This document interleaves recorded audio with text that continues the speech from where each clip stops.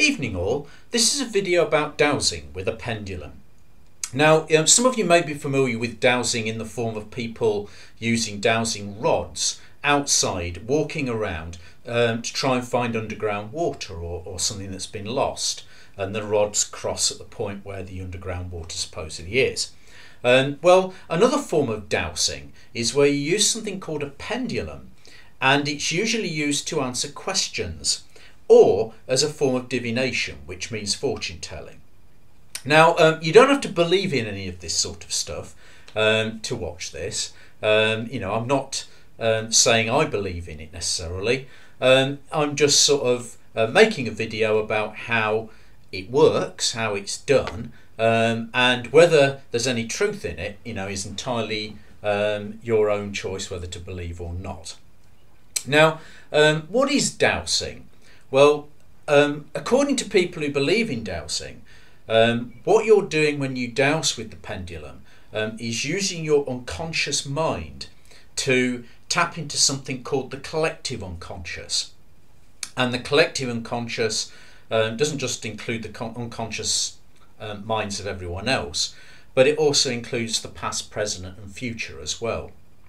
The idea that the past, present and future coexist is part of the theory, and the best way of explaining it is imagining that you're on a road and you can see so far into the distance one way, the future, you can see so far into the distance another way, maybe the past, but then it disappears. But the road might be hundreds of miles long, and just because you can't see them doesn't mean that the bits that you can't see along the road, a long distance away, aren't actually there. And according to the theory, dowsing is simply a way of using your unconscious mind to see further down the road than you would do just with your normal senses. Now, what do you actually need for dowsing with a pendulum? Well, the basic kit are, first of all, you'll need a pendulum. And a pendulum is basically an object like this. As you can see, a pointed pendulum and a piece of cotton that it's tied to. Now, if you haven't got a pointed pendulum, it works just as well if you just tie a key to a piece of cotton. So this is a makeshift pendulum. It's simply a key tied to the cotton. And that's the first thing you need. The second thing you may well need is a guidebook. And this is one by Nancy, which is very good, the Practical Pendulum book. And the third thing you basically need is something to place on the table to dowse along, which is a semicircular drawing split into segments. This one is questions about fate, what is awaiting me, and you can see that in each segment there is something that might be awaiting you in the future. So they're split into segments such as success, passing an examination, inheritance, promotion, joy, winning the lottery, and it goes on and on and on and on. Basically, you can find these kind of designs in any guidebook. These are from this book here, but any guidebook will have them. Or you can simply draw your own and put your own labels in, whatever you think might possibly await someone in the future. And they can be completely self-made. Anyway, that's the basic kit that you need. The first thing you need to do if you're going to dowse with a pendulum is to do something called discover your polarity. And discovering your polarity basically means which way will the pendulum spin if it wants to answer yes or no to yes or no questions. You need to know which direction is yes and which direction is no. Is the clockwise direction yes, or is the clockwise direction no? So how you get started is you hold your pendulum still, and then you ask a question in your own mind that you already know the answer to is yes. So it might be, in my case, is my name Mark?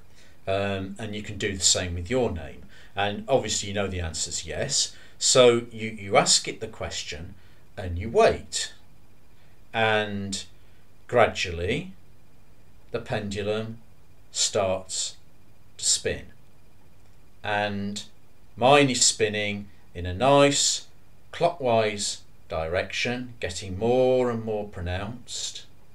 More and more pronounced.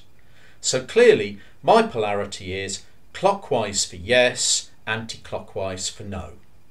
So you know that if it spins in a clockwise direction it's saying yes, and if it spins in an anti-clockwise direction it's saying no. Now obviously then once you know that, you can use the pendulum to answer simple yes or no questions. So you might say, well, is it worth going out tonight, or shall I just stop in and watch the telly? So if you asked it, is it worth going out tonight, and hold your pendulum, and it's clockwise, so it's saying it would be worth my while to go out tonight, which is lucky because I've got something on tonight, so that's good. But basically you could use your pendulum to answer yes or no questions. The other thing you can do is use it for fortune telling, and you know, I've got the one about questions about fate in front of me here on the little semicircle, so let's have a go. And how this works is like this. You take your pendulum and you place it about an inch above the semicircle. It's just spinning, so you need to still it, and then gradually start to move it above the sections, and it will not indicate anything for a while. Nothing yet, and oh, here we go, a definite yes. And if you project straight down, lucky for me it was on the segment success. Then you still the pendulum and carry on. Nothing yet. Nothing yet. Oh.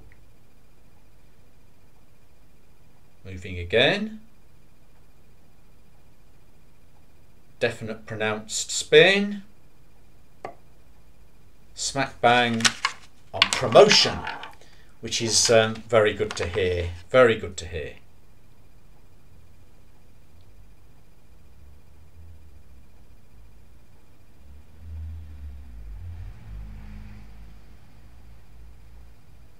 Oh, definite no, anti-clockwise.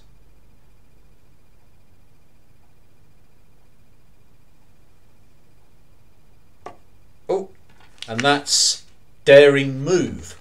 So I'm definitely not going to move in the near future. And basically that's how it works. You move on through the segments, and it will tell you yes or no where it gets an answer. That's the theory anyway. And it's as simple as that.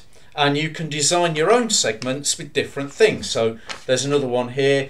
What stands in the way of happiness in my life? And you could try with something like that. Or there's a whole range of them. And any book will tell you the sort of things that you can make them into. Now, whether you believe any of that has got any truth in it is entirely up to you. It might well be a complete old nonsense, but those people who believe that you can dowse with a pendulum, that's basically how it works. And it's dead simple, because all you basically need is a key, a piece of cotton to tie it to, and a piece of paper to draw segments in. Anyway, thanks for listening.